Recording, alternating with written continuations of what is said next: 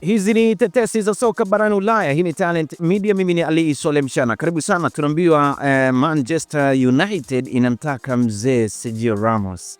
Itawezekana kweli? Karibu sana.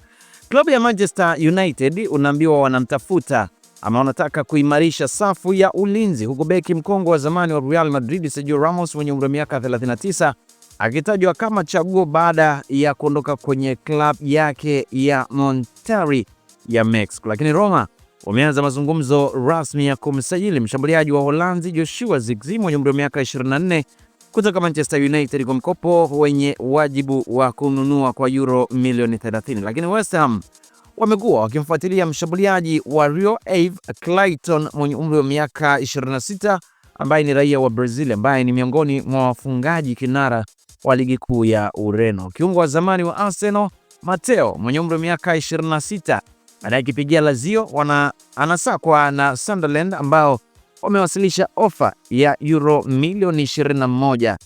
Sasa sijui itakuwaje na mambo atakaje. Lakini kwingineko pia tukiangalia taarifa zinaeleza kwamba Saudi Arabia inadaiwa iko tayari kufanya chochote kinachowezekana kumleta mshambuliaji wa Liverpool na Misri Mohamed Salah mwenye umri wa miaka 23 katika ligi yao ya Saudi Pro Januari. Lakini Antonio Semenyo mwenye umri wa miaka 25, mshambuliaji wa Bournemouth na Ghana, anataka kujiunga na Liverpool ikiwa ataondoka Bournemouth. Semenyo anayesemekana kuwa na mashaka kuhusu kujiunga na Tottenham, huko Arsenal na Manchester City pia zinaonyesha nia ya kumtaka. Marc Guéhi mwenye umri wa miaka 25, beki wa Crystal Palace na timu ya taifa ya England, bado anataka kuhamia Liverpool ya timu kwa Crystal Palace anataka kuhamia Liverpool, lakini Barcelona pia wanamfuatilia maendeleo yake zaidi. Sasa sijajua itakuwaje bana. Leo mimi sina la ziada. Hizo ni tetesi za soka barani Ulaya leo,